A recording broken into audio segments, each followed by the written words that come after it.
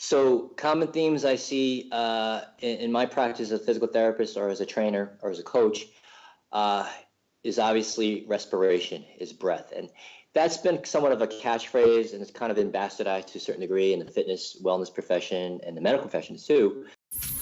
Welcome to the Optimum Human Podcast, the show that interviews the world's top experts in fitness, nutrition, mindset, and beyond. Let's get into the show.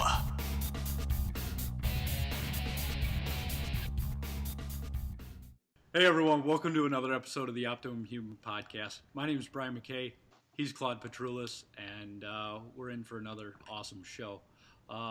Today's guest is Michael Jocson. Michael, how are you today, man? Very good, very good. Thank you for considering me to be on your show. I'm very honored and grateful. Absolutely, man. Glad to have you. And Claude, how are you, sir? You know what? I'm always good. We were just chatting with Michael before we started recording, and I have a good feeling about this one. I have a good feeling. It's going to go off the rails, and it's just going to keep going. So I'm prepared. Buckle in, everyone. All right. So, Michael, what is it that you do? Meaning, how do you serve the world? I'm a physical therapist, period. No, just kidding. That's usually my 10-second elevator speech, as they would say, and somebody says, oh, what do you do? On the surface, that's what I say. I'm a physical therapist only because that's more recognizable by the general public, so to speak. 10 years ago, I would have gave you a different answer. I was in different stages in my evolution, I guess you could say. 10 years ago, I went a little bit deeper coaching people. I would have probably said something like, well, I help people find meaning in their lives, and I help them be aware of the metaphor that which is their body and their movements, and have them figure out on their own what they're running away from that's preventing them from being who they are. But then, I get the polite, oh, really? Okay. And then kind of just walk away. But now I just am a physical therapist. Right. Like, what the hell does that mean? Way too esoteric. Oh, definitely. But seriously, what I found years ago, I remember one of my mentors, Alberto Villoldo. He's I guess you could say he's a shaman of sorts, but he's a medical anthropologist that studied with some of the South American and Native American Indian cultures in their practices of shamanism. And one of the stories he would tell is when in some of these tribes and these communities, the young ones who started their training as shamans, they would go through their bells and whistles. They would go through, they'd be all dressed up and shaking their rattle and spitting fire spirit water and dancing and chanting and, building a fire and all these things. Then meanwhile, Saturday night. The usual the usual Saturday night at the Jocson's household, and then you would see the veteran shamans, so to speak, that've been doing it their whole lives, and they would just sit there and just a wink of their eye or snap of their finger, it would be done already. And so I use that story as when you're starting something or when you're beginning a journey of learning or growth or whatever it is that you find drawn towards. You want to know everything. You accumulate so much information. You want to be the best at the best. You want to be perfect. But then you reach a point, basically, where you realize that's all not a joke, but it's kind of a joke, and that you don't really need as much. And in that point in your life, that's where they call it a sage, so to speak, where one actually gains wisdom, I guess you could say, or discovers wisdom within themselves. And that's pretty much how I work with my patients and clients, without getting into that detail, because I can get very wordy. I could talk a lot, but I work with them from where they're ready to understand who I am or where I am, so that not to create a threat response in their relationship with me, because it's really about creating relationships and honoring them and holding the sacredness to relationships with our clients and our patients. And one of those is respecting of where they are. But even though on the surface, if you're working with me, I'm working with you as your physical therapist, it's always underlying. There's always underlying indirect connection I'm making with you, where it's more of like a heart connection or heart-based therapy, I guess you could say. And regardless if I help you on the physical or superficial level, there's always something going on between us that patient or client may or may not realize it. But I found through my growth and through my journey that that's most likely one of the main reasons why I'm here, is to kind of instill that connection without directly overtly saying, oh, we're connected, let's go get a drink or something. But no, everything happens for a reason, and there's healing in everything. And how did you come across that mindset? Because most people, when they think physical therapist, the word physical really pops out at them. So how did you end up delving deeper? Oh, that's easy. A lot of pain and suffering. Nice. A lot of, you see, one of the things that I've learned is to be aware of who you're talking to, and like I said, where possibly they're coming from, so that you don't create some friction. Because people get scared of what they don't know or what they don't understand, and if it goes outside their paradigm. So first thing that pops up in my mind right now is the concept of reincarnation and past lives. And doesn't your physical therapist talk about that? So let's just make it like a concept. It's not a religious thing. It's not some voodoo, Santeria, or some weird stuff. Let's just understand as a possibility. I mean, that's reasonable. So when you think of something like a past life or reincarnation, I mean, if you really think about it, we're doing it all the time. We're always recreating ourselves. We're always going through stages. We're always changing. So in my life, I grew up the only boy out of 4 kids. To be honest, my parents pretty much had kids until they had a boy. They had my name ready for me. I was named after St. Michael, defender of the earth, and slaying Satan, all these things. I grew up, my parents were very Roman Catholic religious, and so I grew up with that mindset. And the funny thing was my mother always wanted me to be either a Catholic priest or a medical doctor growing up, because they were both medical doctors. So, of course, I rebelled and said, no way, and that's not for me or whatever. But what it turned out was I became somewhat of the two, a priest and a doctor, in that I'm a physical therapist, I'm a medical healthcare provider of sorts.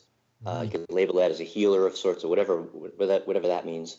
And as well, I went through a lot of shaman training, a lot of spiritual training, let's say. Don't even call it shaman training, but I did a lot of research and in-depth work, so to speak, to understand, or at least have an inkling, 0.1% of an understanding, to help guide me, so to speak, in my journey.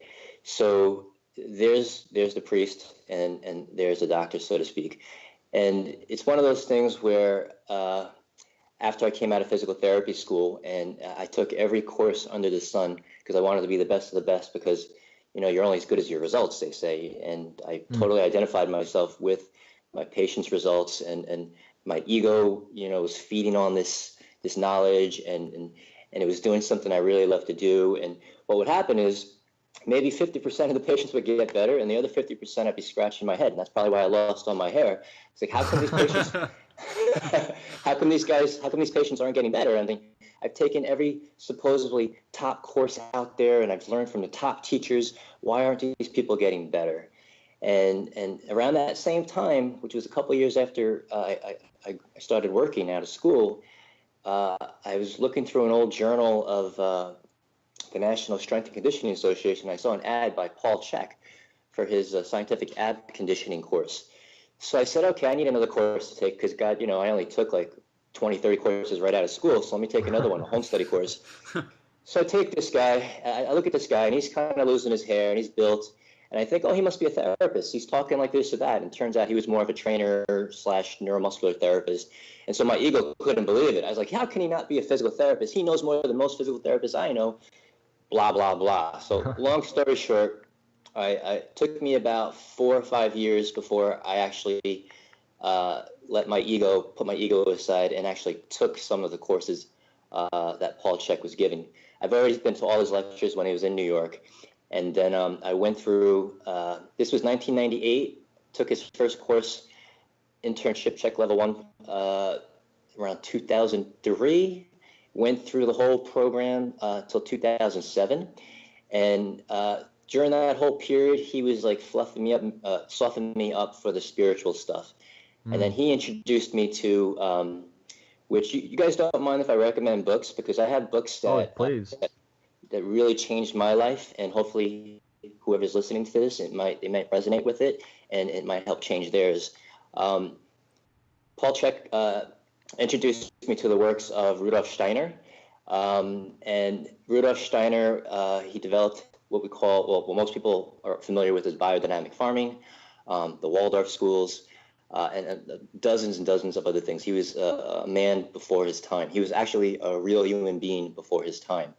And if anybody has ever looked into his, not so much books, because a lot of his works were lectures that he did in Austria and Germany and in Europe, where people just started recording, not recording, back then they didn't have recorders. They started writing down his lectures, transcribing them and translating them from German, and put them into books. So when you read his books, it's really easy to get confused and not really understand what in the world you're reading.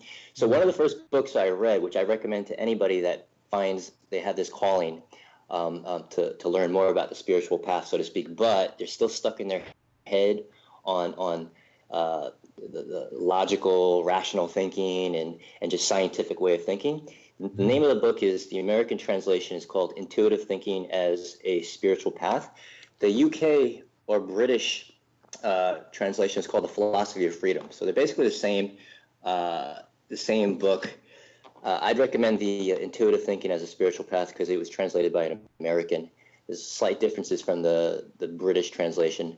I mean, they're both English, you would think, but there's very subtleties. UK English and US English are definitely two different languages.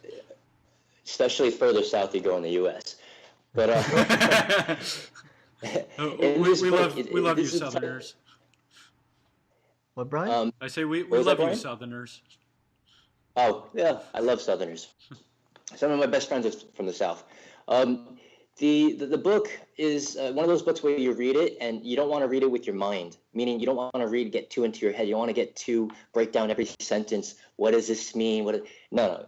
I made the mistake. Well, maybe it wasn't a mistake, but I did that the first time, and I read the whole book. I actually persevered through it. I put myself through a lot of suffering because I was like, I don't know what the hell this book is about. I don't know why in the world am I reading it. I don't understand the thing of it. But at the same time, I feel called to read it. And that's what kind of book it is, where it gets you out of your mind and it connects you. And for my translation, for my interpretation, it connects you more on your soul spirit level. And you really can't explain it through your mind, which is what we're so used to, obviously, because that's what we have. But there's something that it's not really spoken of a lot, and it's usually reserved more into religions and gurus and those type of groups, so to speak, about the S words, as I call them, the soul and the spirit. No one likes to talk about them because there's like this stigmatism or dogmatism attached to it, and it's kind of like the elephant, the pink elephant in the room. It's like, you don't want to talk about spirituality, but we're all about spirituality. It's just that nobody has a concrete. You can't make it concrete as far as what it is. So this is one of the things that in my journey and why I am very grateful and appreciative to be able to be on a podcast such as yours, where I have a mission, and one of my main mission is to help bring in, I'd like to call it a new species of humanity. Okay, my mentor Alberto Villoldo used to call it a new species of humans, being Homo luminous, bringing out the light body. But I don't want to get too like esoteric with that, as far as I'm just helping people experience new possibilities, and using my best tool and my best reserves, which I have, which is basically just being me, the true me. And when people interact with the true you, there's a lot of two-way street going on there, where you're learning a lot from each other. And one of the things is not to compare others, but the more you're in tune with your lies that we tell ourselves, our BS, and the more that you've accepted it and grew from it and learned it, and you're always aware that you never get rid of them, and they're always there, all those lies, and you understand, or you think you understand, whatever, the easier it is for others to see or to experience their own issues, so to speak. And that's true reciprocity of interdependence, as they would say, because we're all here for each other. We're all, regardless if you don't like somebody, or you don't someone rubs you the wrong way, we're all here for each other's growth and evolution. And that's what I'm here for. You guys got a question for me? No, I'm kidding. I'm on a roll. You know what? I really like that. And the growth and evolution, we can only really start to achieve it as soon as we break down these barriers within ourselves. So if you're dishonest to yourself, essentially you're being dishonest to others. So it's very important to be who you are, because there's only one of you, and you're the best you that you can be. That's like some Dr. Seuss stuff. Right. Very profound. Exactly. I actually had a question. You were kind of talking about identifying with the success or lack thereof of your patients or clients. Now, how do you? I mean, obviously that is a journey in and of itself to move away from that identity. But can you, how did you manage to get through that? Oh, well, I got tired of suffering. I got tired of feeling like crap. I got tired of my, basically, like Claude was saying, I got tired of my own bullshit. And nothing more than a good stinking suffering BS than to propel somebody to light a fire up their rear to get them motivated to be better, I guess you could say. Not better as a comparison to others, but to be better than what one person was. And to really tap into what this lifetime, what can we achieve? And once you start to understand that there's this eternal or infinite well, so to speak, this wellspring, of life, but you have to be alive, obviously, to experience it. You get so motivated to do anything that you've ever imagined, and that's what bringing spirit in. That's what inspiring, in spirit, that whole word. When you become inspired by that wellspring, let's say, you wake up a part of you that you never knew existed. And it wasn't until I thought I was doing everything I was brought up to do right. I was going to church. I met a proper woman to marry. I had kids. I went to school, did well, graduated, got a great job. I was respectful. I did the golden rule with everybody. But then I was working, and, it really drove me nuts. I was the type of guy, I was that guy, that clinician, when a patient wasn't getting better and I was following the books of everything I was trained to do, it would drive me nuts. I would go home, and back then there wasn't the internet. I had to go to the library, go home, go to my books or my notes. I had to, mentor with people. I had to hire people to say, hey, I have this case. What's going on? What do you think is going on? I had to really do the road work and trying to figure it out. Now, it's a double-edged sword. On the one hand, it was great that I identified myself with the results because it made me work harder to be better. But on the other hand, it was always like I was the donkey chasing my own carrot, because it was the same cycle and cycle and cycle. So it got tiring after a while. And then I realized, that's why patients weren't getting better, is because we're not just physical beings. I'll be talking about Rudolf Steiner a lot, by the way. One of the things Rudolf Steiner teaches he calls a threefoldedness of the human being. And that threefoldedness could be applied in many different application, many different ways. And one of them is that man is man, soul, and spirit. Okay, so a lot of times people with physical issues that aren't getting better in conventional ways, there's obviously emotional and mental issues, but very, very common, there's soul spiritual issues. And I know what you guys are thinking. You're asking, how does one know that's a soul spiritual issue? Well, here's my answer. It's usually when it's something, it's usually linked to an emotional mental pattern or meme that the person may or may not be aware of that just sticks to them. And they always hit a wall, so to speak, when they reach a certain point. And it's something that's been a recognizable pattern, not just in their lifetime, possibly in past lives, but it's just something that seems like a deja vu. Oh, I've been through this already before. And then they feel like they're stuck. Usually cases where they just feel like they've hit rock bottom. And so they need a pick-me-up. And this is where the issue of addictions come in, where they need something to satisfy that, to get me back up again. And then they don't know how else to get out. And they keep on going through their cycle of addiction.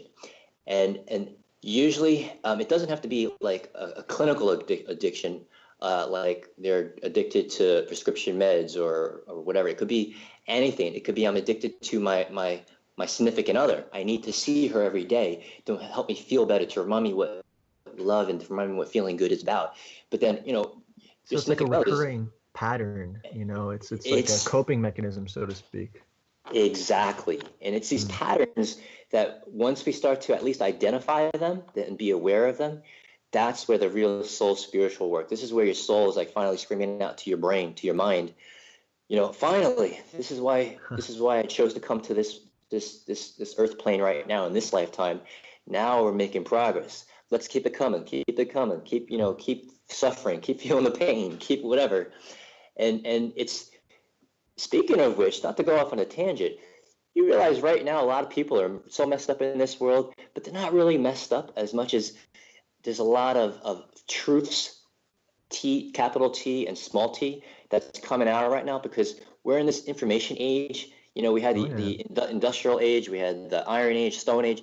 We're in this information age right now that's phenomenal, and it's fascinating once you could sit back and understand that what we're being a participant of is that all this information is just it's accelerating what they call our consciousness, so to speak. But it's really just giving us so much. We're exposing so much that we're we're seeing through the bullshit a lot easier. Yes. So, and that's reflective of each individual as well as what we see in others. And so seeing through all this BS, it can get scary, and it can bring up all these emotions. People can get mad about it, can get depressed about it, get scared about it, or whatever. But we're the main show. We're the cream in the puff right now. What we're experiencing right now with this I don't want to say ridiculous, but this kind of entertaining political election coming up in the United States, the circus. It's very, for me, it's fascinating and it's awesome. I'm not pissed at Trump or Clinton. I'm not voting for this or that, and I'm not going to tell you who I'm voting. Blah blah blah blah. We all go back to the emotional intelligence level of when we were 12, and like, nah, Superman is better than Batman. Batman is better than Superman. Whose superhero is better? So, you could do that, and that's where many people are, and especially if you're on social media like Facebook, and you have all your friends posting about, who's better, Superman or Batman. Either way, they're still wearing underwear on the outside. So, I mean, and that's the way it should be. We should be all like that, riding unicorns. But I wanted to take it back a little bit to where your parents, they wanted you to be either a priest or a doctor. So when you decided to go into physical therapy, how did they react? Oh, they loved it. They knew that was a great compromise, because it helped that my mother was a physiatrist, doctor of physical medicine and rehabilitation. So growing up, since I was my earliest memories, my mom used to take me to her job, to the hospital she worked at in Brooklyn. So I grew up in the rehab department. I grew up hanging out with all the physical therapists, and I thought they were the coolest. Like, easygoing, fun, like down-to-earth people in the world, because they basically, from my point of view when I was a little kid, I thought they were just hanging out, hanging out with their patients, joking around, exercising, moving. So I was like, why would I want to be a medical doctor? My mom would see the patient for 2 minutes, 5 minutes, and then go into her room and write her notes or dictate her notes. I was like, that's kind of boring.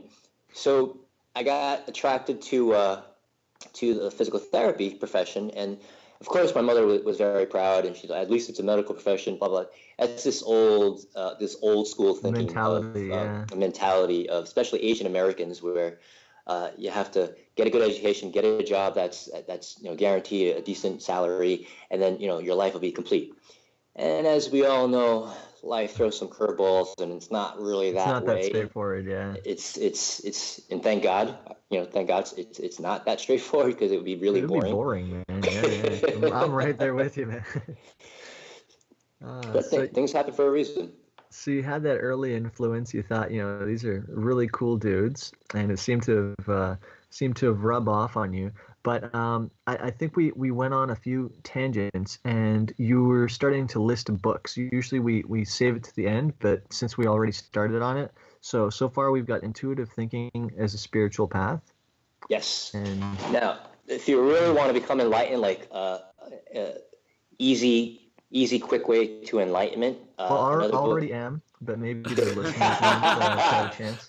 I see you know J.P. Sears. We've met.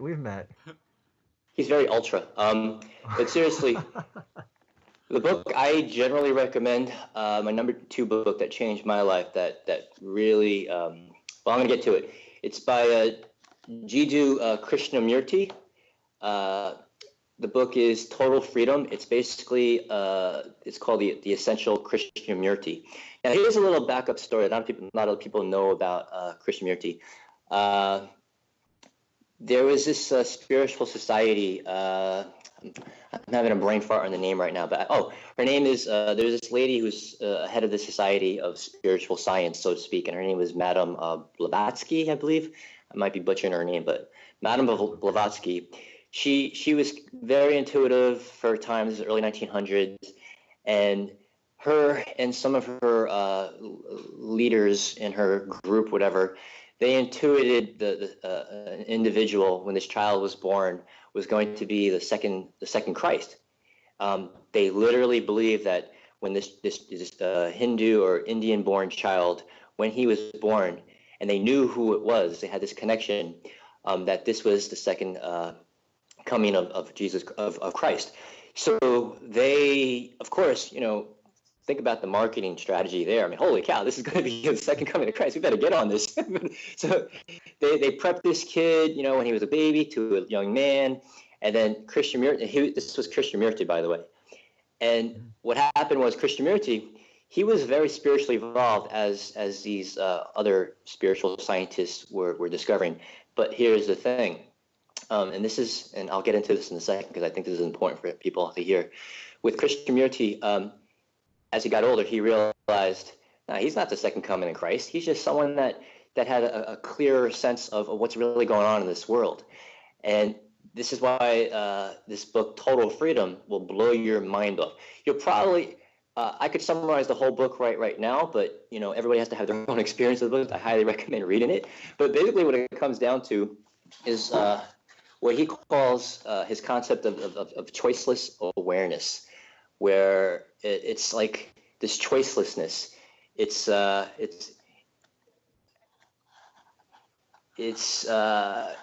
like an emptiness, so to speak, where there's things of the mind can exist, but the things are not the mind. It's beyond what you can label or identify or put words to.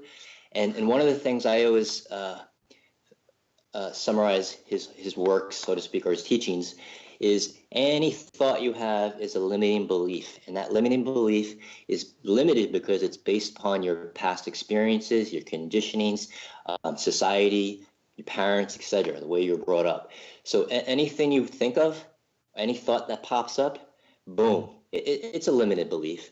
And once you start to understand that, you can start to end suffering. And that's one of his main things. How to End Suffering. I think it's one of his lectures or books also. But in Total Freedom, he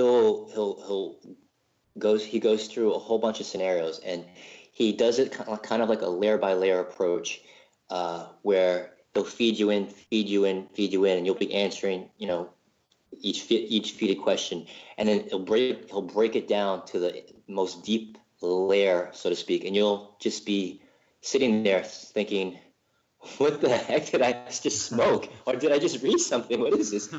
But it's that deep and powerful. And it's another book like Intuitive Thinking as a Spiritual Path, where it's a lot more understandable, and I generally have people read that before Steiner, in that you can understand the concepts, but at the same time, when you read it, your soul is just having a party, it's having a fiesta in your innermost being, you could say. And it's highly, highly recommended. And then I have another book.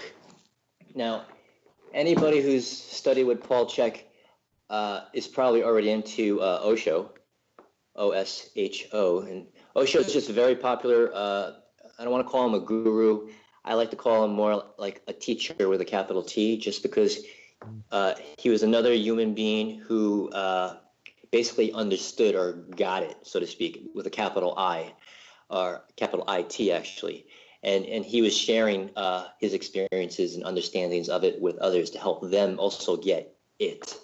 And I've read pretty much, I was an Osho freak back in the day, and one of the books that his organization put together that I actually was reading it at a time when my father passed away in 2010, and I had to do the eulogy.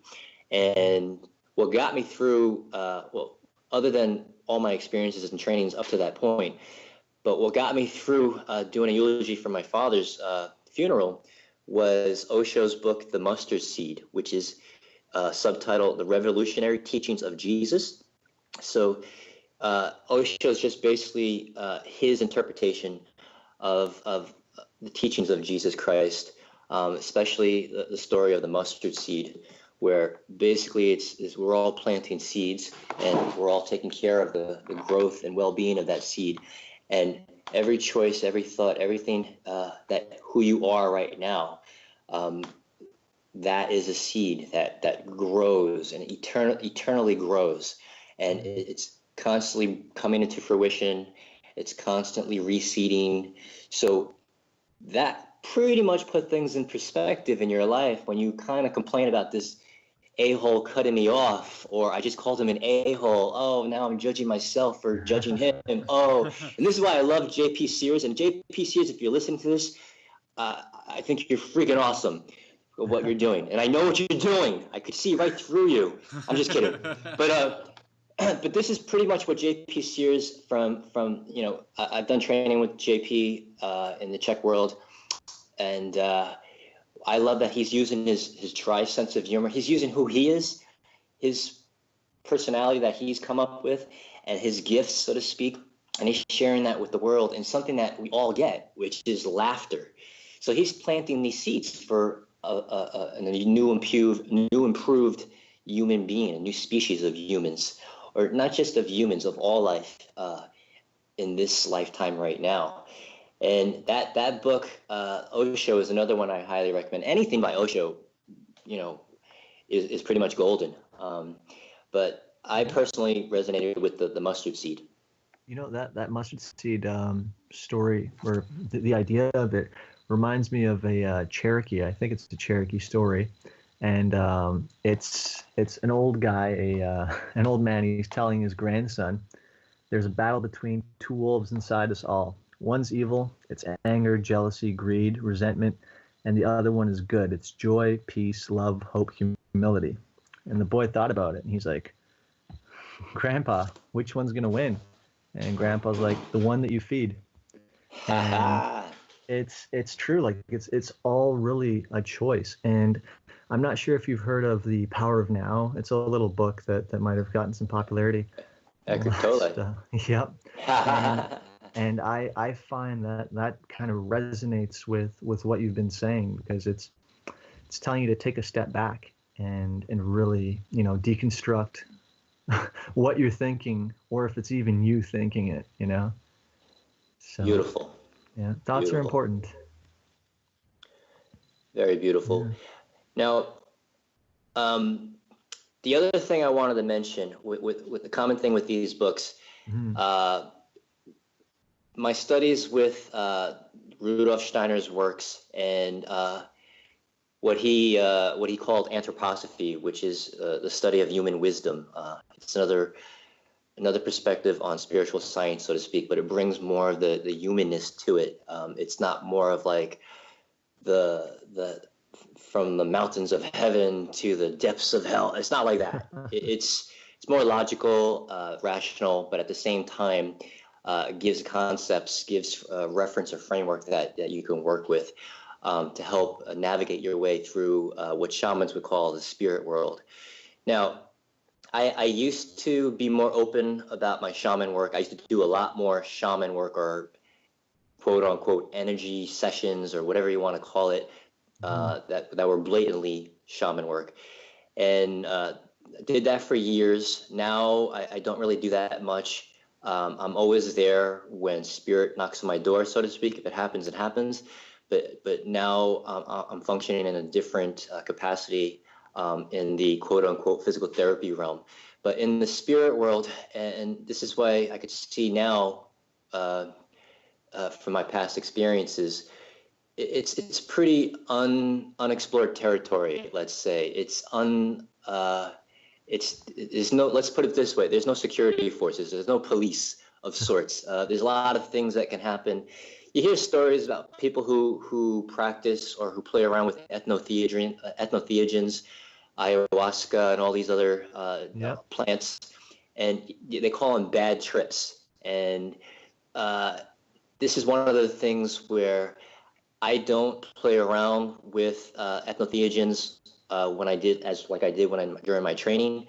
Part of my what I found, what I'm here for, is to teach people they could experience the spirit world, or they could experience their higher self, or whatever you want to call it, without those means. It helps, don't get me wrong, but it's kind of like if you did the work to figure out a really hard physics problem, and it really feels rewarding that you finally got it and you think you understand it, as compared to someone just gave you the answer and you didn't figure out how you got to that point. You just got the answer. It's not rewarding whatsoever.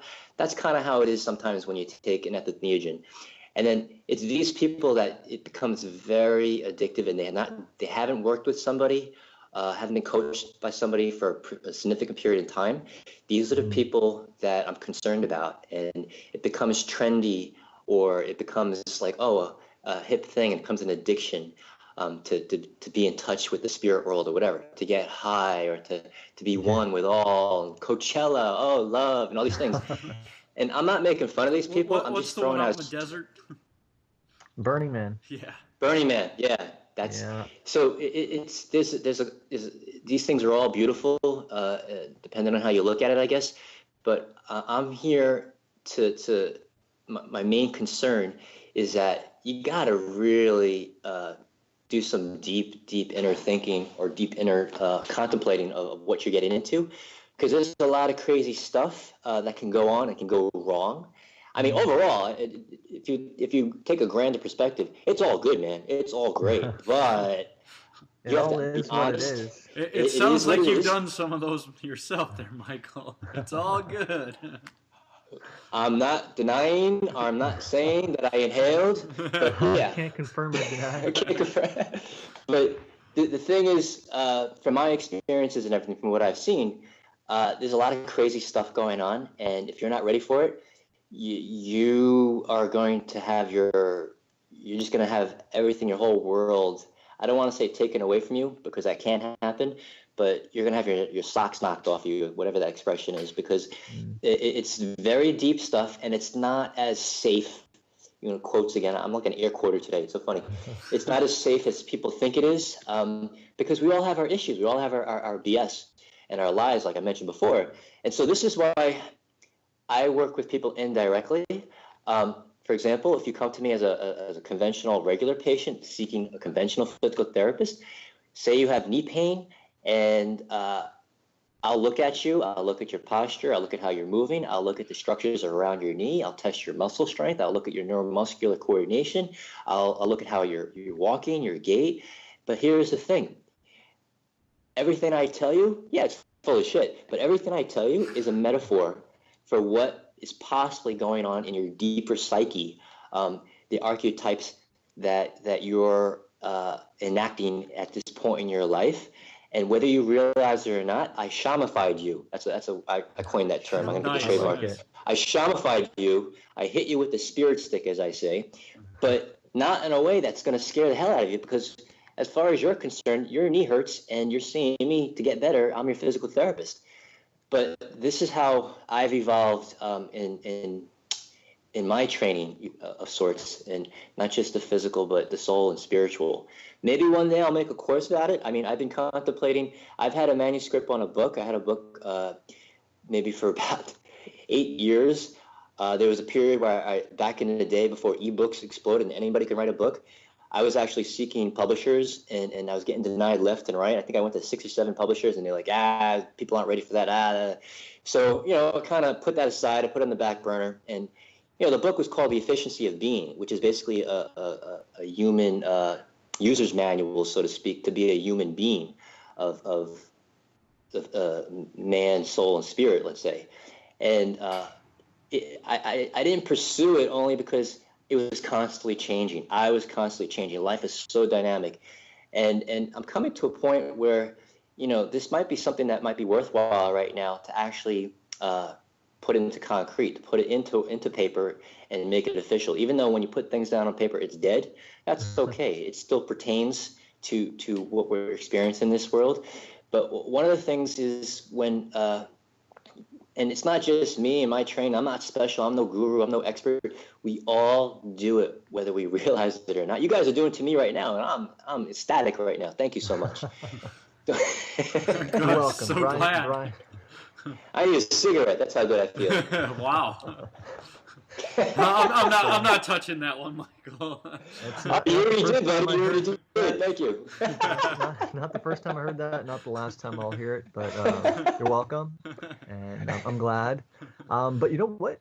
Just a quick side note, you could probably make an audiobook out of it if you feel like things on paper are dead, That's, there you go. It's always a possibility, and I like audio that's narrated by the author because they're the ones who know how the words are supposed to be spoken, if that makes sense.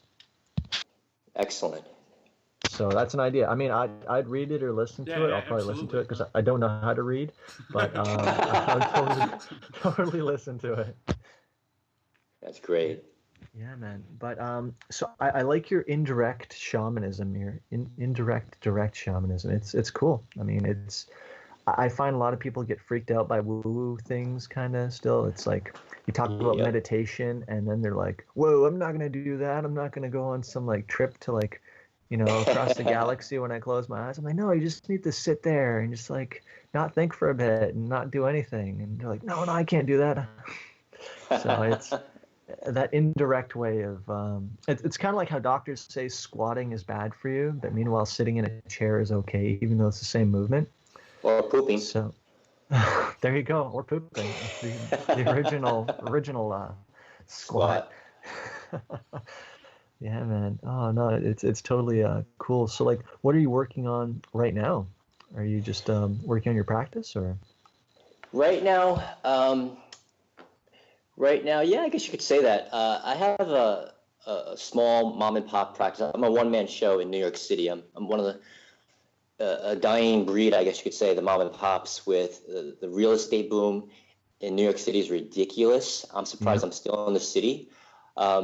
See, I've always been practicing for over 20 years, and I've worked in pretty much every setting possible, and I've had my own practices in different settings. Right now, I've come to a point where I really am most happy when I focus on the quality rather than the quantity. And I understand I need to put food on the table, especially grass-fed meats that are really expensive, and coconut milk without guar gum. And so and I got three other mouths to feed besides my own. So I have to find that fine balance, that fine medium, where quality and with quantity. So I've kind of found that, but I honestly don't see myself. I don't know what's going to happen in the next 5-10 years at the rate it's going in New York City right now. And so I guess what I'm working on is what's the next thing for me, which is funny. I don't know what the next thing for me is, but it's somewhere in the realm of whatever I'm doing today is going to prepare for the next 5 or 10 years where my practice is, whether it be in New York City or in another state or another country. I have no idea. But I do know something's up. And here's another thing about me. My spidey senses, I've always had like this intuitive sense where the descriptive is something's kind of way before it actually happens, and something patterns. And I guess that's why I do what I do as a physical therapist, because I just look at patterns all day. And I see trends in patterns, whether just from observing life or whether during my meditation, things pop up. And when they're consistent, I have to start paying more attention to it. And I'm usually, if I had to quantify it, about 3 to 5 years ahead of the grain, so to speak.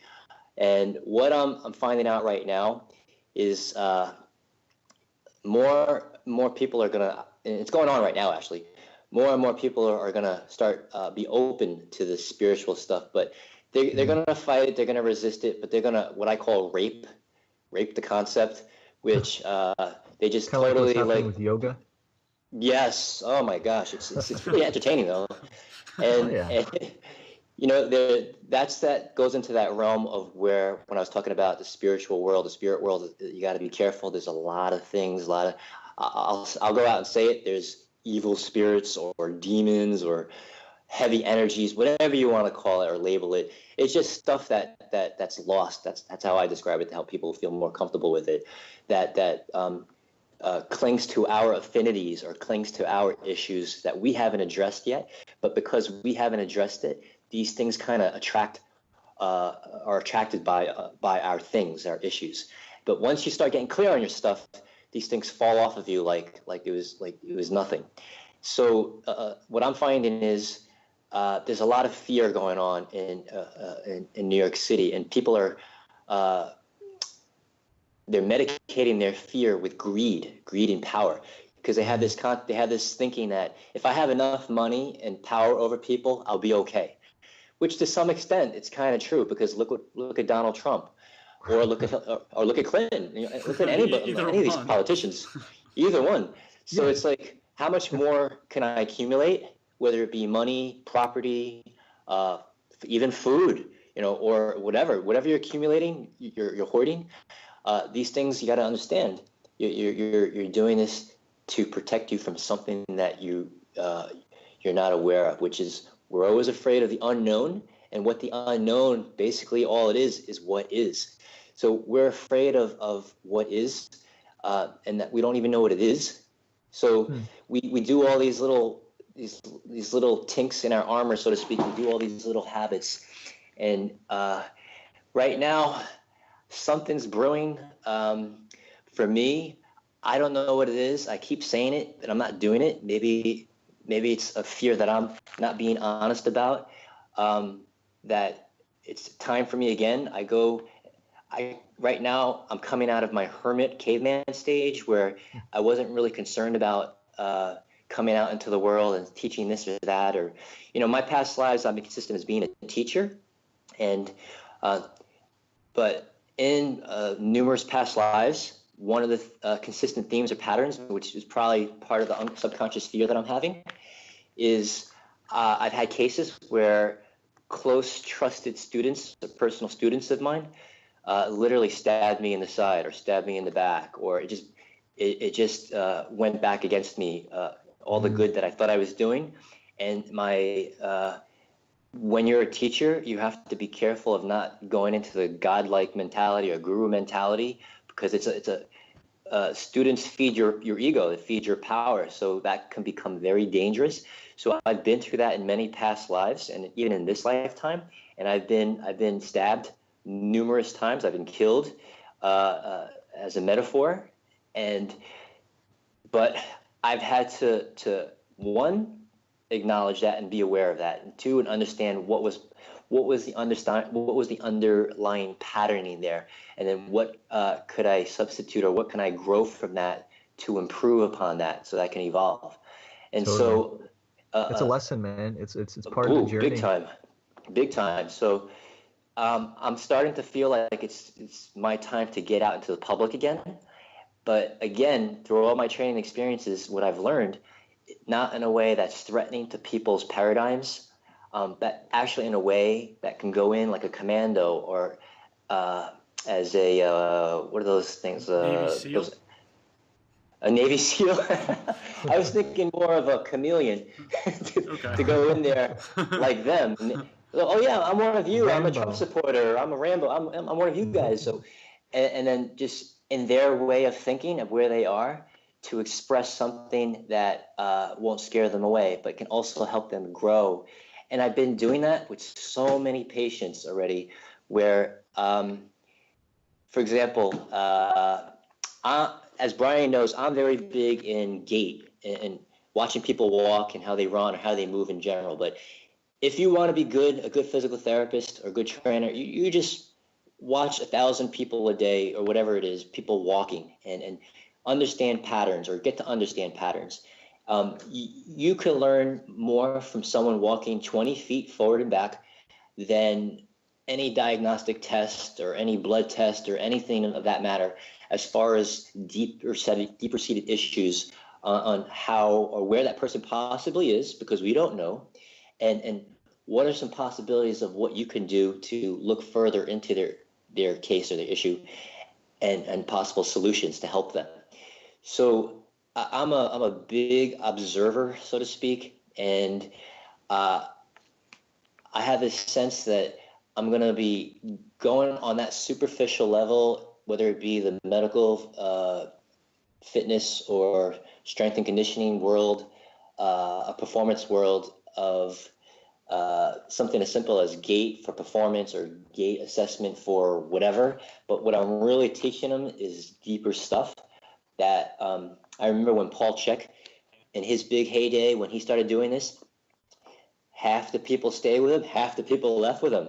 And the people that left from him, when he started getting more spiritual, they went to people like Charles Poliquin or Charles Staley or some of these other people that were always big in the fitness industry, Gary Gray and all these people, and only because they were somewhat non-spiritual, whatever. But here's the thing, all those guys nowadays, they're getting spiritual whether they like it or not, because they're realizing that in order for them to keep up the image and their ego and what they built up 10 years ago, they have to keep up with the growing trends right now, and how can they still be on top, so to speak. So that's getting spiritual, because you're having conflict right there. That's as spiritual as you can get. So this is why I love Paul Chek. I owe a lot to him for showing me the way with a lot of possibilities, and the way I saw how he was able to adapt, and that's the key word here. He's able to adapt with the times. He's not, his teachings aren't as big as they were, only because they're they're much deeper, and they're actually more applicable to what the world needs right now. So they don't have as much attraction as, say, a Poliquin strength coach or whatever. But this is what I'm working on, to answer your question.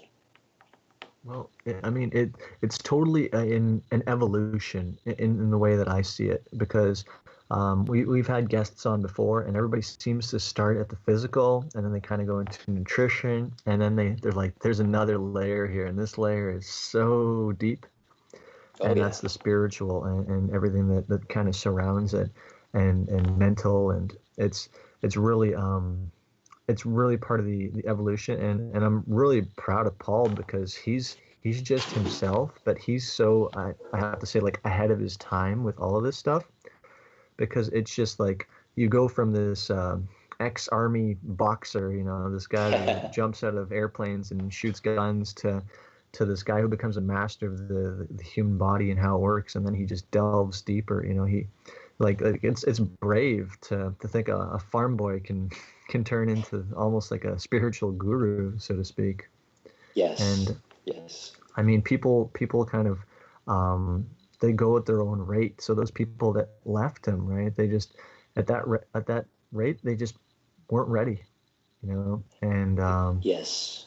it's everybody's on their own journey, and maybe in their next life, if there isn't World War III, or we'll come back as rocks or something, and we have some real time to think. Oh man, but we'd love to be respectful of your time. We're going over a little bit, but I know Brian has some questions. I don't know if we're going to get into the wrap up just yet, but Brian, please fire away if you have anything. So first off, I just want to say, like, this has been absolutely amazing. I love diving into this depth and spiritual world, which Brian needs a cigarette now. I do. I do. But I'd like to bring it a little bit back more into the earthly plane. My first question is what are some of your favorite food finds that you found that have just, revolutionized your life, if a food could do that? Oh, you got another hour? Because food is my other passion. All right. Where do I begin? First, I got to say coffee. I was never a big coffee drinker. So you just eat the beans? No, I'm not that bad yet. It wasn't until about, I've always drank coffee here and there, but for many years, I didn't drink it as well because I had past experiences where I've always been, as I say, in metabolic typing world, a fast oxidizer, and I was just like, it jacked me up too much. I was too wired. But that was my health back then. That was my body back then. Right now, probably this past year, I've been drinking a lot more coffee. But again, it's a story of my life. I took the Buddha path where I'm finding that middle path, so to speak, and how to dance between extremes. I have a tendency to overdo certain things that I love. That's what happens with passionate individuals. So I balance out my coffee intake with my diet, my energy levels, my thinking levels, etc. But I'm a very big fan of organic, fair trade, shade-grown, bird-friendly coffee. It's the only coffee I make every effort I can to get my hands on, just because for the planet, and I'm not just a hippie saying that, and I'll dispute anybody that calls me a hippie. I'll make you feel like a hippie if you no, I'm just kidding. He'll fight you. I'll fight you in the parking lot. I'll take my spirit stick out and I'll show you what it. No, but coffee is a big one. I also, this is gonna sound weird, but my days of dogmatic eating are over. I'm also a big fan of eating whatever you want. I love pizza. I love ice cream. I love brownies and like cupcakes, cakes in general. I'm passionate to a degree that I understand it's a play you pay depending on my goals. Right now my goal is to drop a few pounds and get back to a weight that I haven't been in about 6 years. So I don't have as much as that stuff right now, but that doesn't mean I've shunned it and been so strict and hard on myself. No, you don't have to get rid of all these foods or starve yourself to lose weight so that people could, accept you for who you aren't, and just say, oh yeah, you have a great body, you have six-pack abs, whatever. No. I love eating the stuff that I grew up with, which was totally considered quote unquote unhealthy. Pizza is probably, who doesn't like cheese, sauce, and bread? Being in New York City, a New Yorker all my life, pizza's always been big. We have it like almost every week, I think, But again, it depends on what your goals and what drives you right now. So I don't have that as much right now. And ice cream, not that fake ice cream that has all this stuff that I can't pronounce, and polysorbate. I don't know what this preservative stuff. Ice cream with like 3 to 5 ingredients tops. Outrageous. I just went to a biodynamic farm, a festival last weekend, and it's a biodynamic farm, which is like organic plus, and they had raw milk there. They had these soy-free eggs, pasture-raised, all these, hippie buzzwords or whatever. But I love buying grass-fed meats from local farmers. I just bought a top round roast. I just made a roast. I think I effed it up a little bit because it's a little dry, but I'm okay with that. I'll just put a little bit more in the gravy. And I found this coconut milk, natural value coconut milk that has no guar gum, and I've been putting it in my coffee. I've been putting it in my hot chocolate. I even put it in my crock pot pot roast today. You know, it's like I'm gonna buy a case of it tomorrow. This stuff is outrageous. So when I find stuff that has that seems it's more clean, or the way food used to be, I guess you could say. I'm not going to say paleo or whatever, but just food when life was somewhat more simple, and there wasn't a need to preserve the foods to make the profit, to make somebody millions and billions of dollars. It was just food for the sake of food, for feeding people. When I see that, and it's so ironic, this is how we probably started off in our history, and we've progressed, quote unquote, again, to such highly technological advanced society, supposedly, but we no longer are connected with our food. So when you talk about food, Brian, holy smokes. Food is I've always been passionate and a love affair. I always joke around with my wife that food, if I'm ever was going to cheat on my wife, it would be with food, or at least somebody that loved food as much as I did and cooked better than me. That was in that movie American Pie, wasn't it? Well, I haven't gotten that route yet. Thankfully, I've evolved where I don't have to use my lower chakras to increase the vibration with apple pie. But with your spirit stick? Definitely spirit stick my food. Oh, dude! Wow, we just went it sounds there, like it sounds like what you want is what natural actually used to mean, as opposed to what it means now. Right. Because they've really kind of bastardized it. It's like, yeah, natural food, and it means nothing. Plutonium could be in your food. Plutonium's natural. It occurs on the earth, you know. It's like, it's crazy. But no, food I think is one of those things people have a very hard time with, mentally and physically. So it's good that you're on your journey, man. Oh, thank you. Yeah. Yeah, I'll have to join you soon, but I'm still like the whole gluten-free thing, and I'm like, and that's necessary. That's necessary for where you are, and that's a beautiful thing. And people don't realize nothing is permanent. This is true. You know, nothing is permanent. You change. I mean, just the very fact, if I told you to cut yourself right now with a knife or a paper cut or whatever, you know what's going to happen. That shit's going to heal. You're going to scar up, and that's going to be fine, you know, in a matter of time. So we adapt. Our physical body, the beast that burdens our soul, we adapt. And what we forget is that very fact. And then we hold on to the ways that in our past seem to be the most safe for us and seem to be most secure. So we hold on and we fight tooth and nail with others that threaten that. And what we don't realize, you can change because you adapt. Every single one of your cells was made to adapt. And when you don't adapt, that's what cancer is. That's what some of these illnesses that have no cures whatsoever. And that's the metaphor in the human body that I try to help people with. Dude, that's awesome. It's spot on too. You know, adapt and overcome, or don't and die. Pretty much. Yeah, which is okay because you'll come back anyway. Yeah. Right. Something like that. All right. So, Michael. Yeah, it's getting deep. Come back as a rock, you know. Yeah. What purchase under $100 has most benefited you or your practice? Oh, well, a balloon. A balloon. Hiking poles.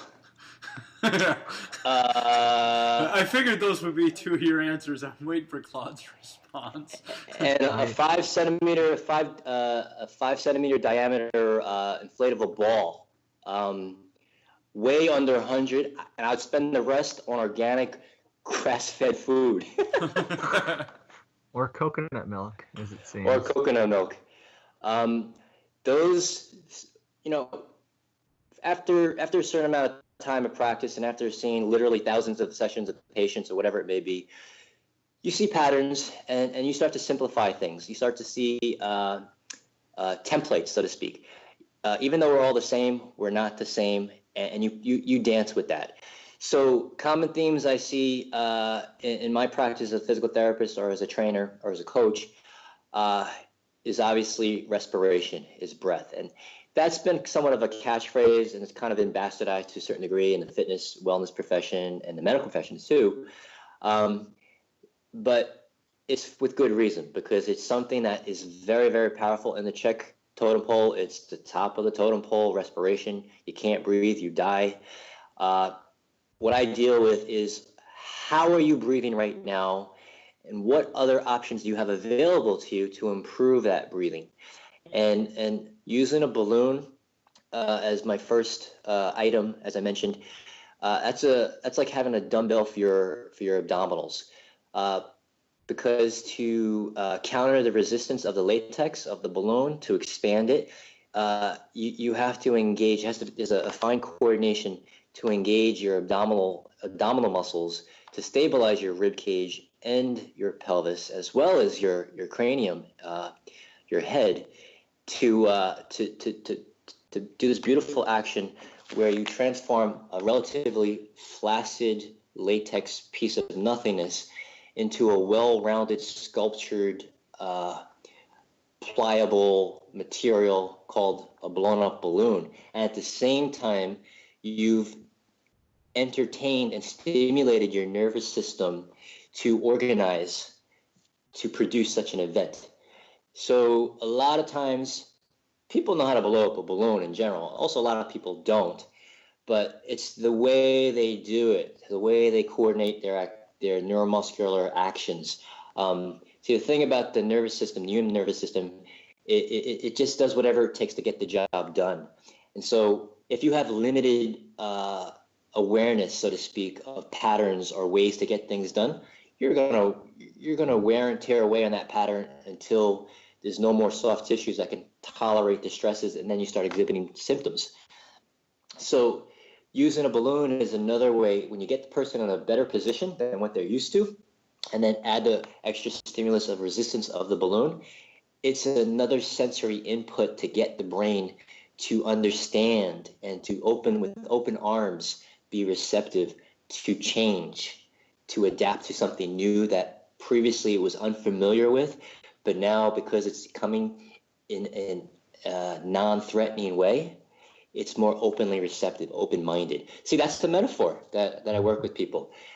Walking canes, the walking poles, the hiking poles, again, I use walking poles to help people with their gait, whether they need it or not, but I use it as an extension, as an extra pair of antennas for our human nervous system to sense their relationship with space and with the ground. We take these things for granted, but if you go hiking in the Himalayas or Mount Salcantay in Peru or Machu Picchu, and you go on some of these steep inclines, those poles really help you find your balance and find your relationship with the ground, and you don't have to exert as much energy because just like we run away and we're scared of the unknown and we tense up when we're walking on that ice rink, when we're not used to being on an ice rink without skates, we tense up and we kind of shake. But then after a while, our brain adapts, our nervous system adapts, and we're not shaking or we're not as tight as we were. Same thing with these poles. Sometimes you just need a little pole to give you that little sense of, oh, this is how the ground is, so I don't have to lean my trunk over to the left as much as I land my left leg into heel strike from late right stance phase. I don't have to use my lower back as much. I can actually get my hip, my pelvis, and shift it over, center it on top of my foot, use my abdominals to stabilize my rib cage and my pelvis to swing my right leg forward. And I've just progressed in life by learning how to shift from one leg to other. My body is like a relay race or a football game where I'm handing off who I am from one leg to the next. I'm shifting and I'm rotating so I can get that breath of life, so I can have a more fulfilled, enriched experience. So this is all gait assessment. This is all, the metaphors I'm always talking about. You guys still there? For lack of a better word, it like, I don't want to dumb it down, but for me to understand things, I sometimes have to dumb them down. But it sounds like you use the walking sticks kind of as like training wheels, so to speak. Big time. And then once you're comfortable and you start feeling like, hey, this is what I'm doing, this is how I'm doing it, you can finally let go of them and be on your way. Oh yeah. Yeah. You could build a whole practice with walking sticks, balloons, and small balls, 5-centimeter diameter balls. I know how that sounds. Either way. Brian chuckled at small balls. I heard him. Yeah. A little hee. I have the maturity level of a 12-year-old. What can I say? I've got a maturity level of a 7-year-old, so it's all good. We're in good company then. So together together we're 19. Awesome. We're home, guys. Oh man, but like, I love it. Those are very uncommon answers, and I've never heard somebody say that that small balls are very useful. But hey, man. Hey, it's all. That's what she said. But there you go. Yeah, I said it. I went there. I'm sorry. No, I'm not. Right. Send hate mail to Michael Jocson at. My poor wife. Oh yeah. Well, that's okay. Well, she knows what she signed up for by now, right? So. She definitely does. Yeah. So when you think of the optimum human, it can be a person, it can be a set of values, personality traits, but what do you think of when the words optimum human are strung together?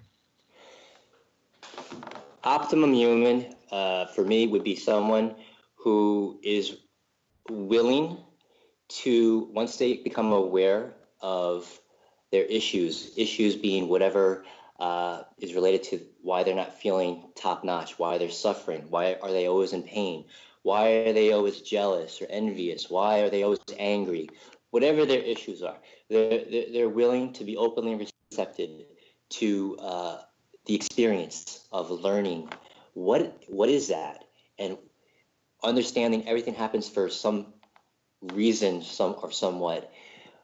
How can we foster that in humanity? How can we come into relationship, what I call right relationship, with not only ourselves but with others, so that for our children's children's children, so to speak, as the Native American saying would say, seventh generation. How can we bring in this new species, this optimum human being, so that we learn from our past, we learn from the old games we played of this is me, this is you, you're black, I'm white, the game of separation, and not just to get caught up into let's unify things and be all one together, but how can we marry the two as one? How can we get to know ourselves on a deeper level as well as on a superficial level, so that we can really shake this shit up in this lifetime right now and see and live this lifetime and experience what it really is to be. Wow. I like it, man. That sounds, it's heavy, but I fucking love it. There you go. Awesome.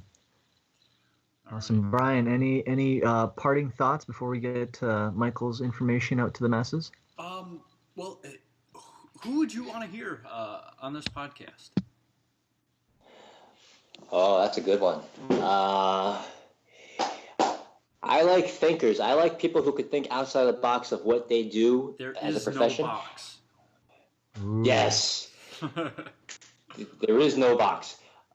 People who become really good at what they do because they've looked outside that whatever box or whatever we call it. I'll give you a hint. I'll give you a suggestion from Postural Restoration Institute, who I've done a lot of work with. Ron Haruska from Nebraska, Lincoln, Nebraska. If you get this guy on, I guarantee you, he will blow your mind. He is like the Paul Chek of conventional physical therapy, who's also, when you reach that certain level, you have to get spiritual, but you don't even realize it. And his mind is so beautiful in that he'll get you thinking without feeling conflicted, without feeling like you're worthless, without feeling like, oh my gosh, I know nothing, which is common when you find somebody with a lot of experience and you feel like, oh, what's the use? But Ron Haruska, I've always been impressed every time I've seen him or spoke to him. He's just not just cerebral, but his very twisted sense of humor, at the same time logical and rational, and at the same time very loving. There's a lot of loving kindness in his teaching, and it's really about physical therapy and biomechanics and the human body, which is hysterical. But when you've been a hippie like me and consumed plants and smoked it like I have in the past, you'll get what I mean.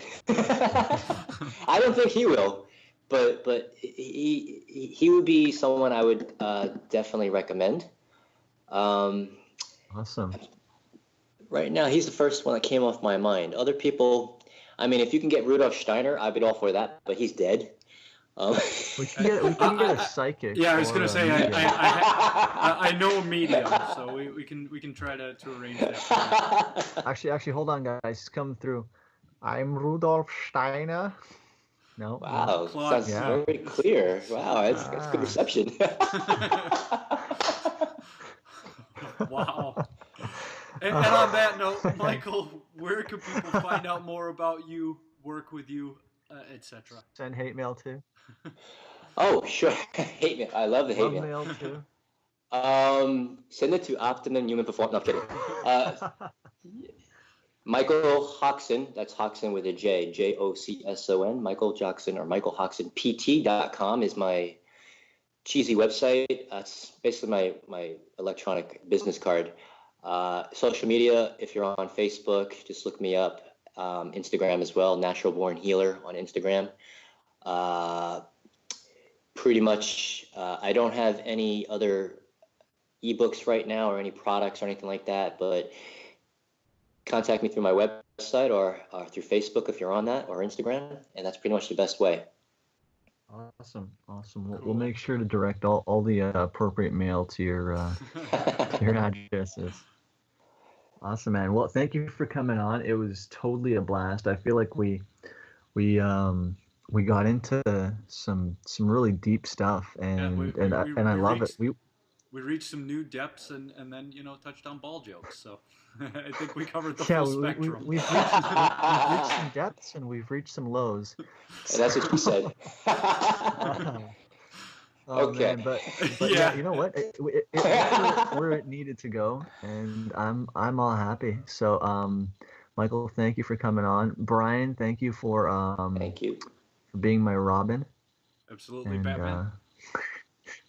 We're both we're on the outside. Absolutely. Hey, thanks, guys. I really appreciate it. All right, we'll talk to you later. All right, Michael. Enjoy. Bye-bye. Thanks for listening to the Optimum Human Podcast. If you enjoyed the show, please remember to head on over to iTunes and give a 5-star rating and review, which will help spread the word to more awesome listeners just like you. Head on over to theoptimumhuman.com and subscribe to the free newsletter and get the Optimum Humans Blueprint to the Optimum Life. Download it instantly. Thanks for listening.